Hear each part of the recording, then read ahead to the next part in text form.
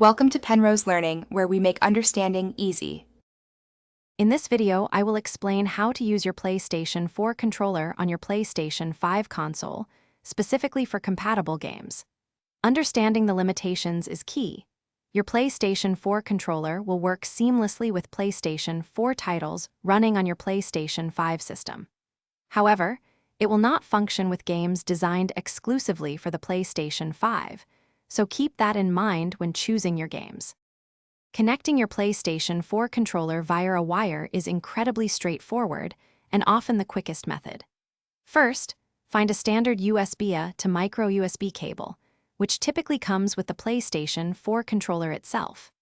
Simply plug the smaller micro USB end into the top of your controller, then connect the larger USB-A end into one of the available USB ports on the front or back of your PlayStation 5 console. It should connect almost instantly.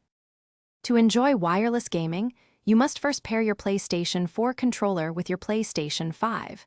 Start by accessing your PlayStation 5 settings and then navigating to the accessories menu. Now, simultaneously press and hold the share button and the PlayStation logo button on your controller for approximately 3 seconds. The light bar will flash quickly, showing it is in pairing mode. Finally, select your controller from the on-screen list to complete the wireless connection. With your PlayStation 4 controller successfully connected, you are now all set to dive into your favorite PlayStation 4 game titles. Simply launch any PlayStation 4 game directly from your PlayStation 5's game library or insert a disc.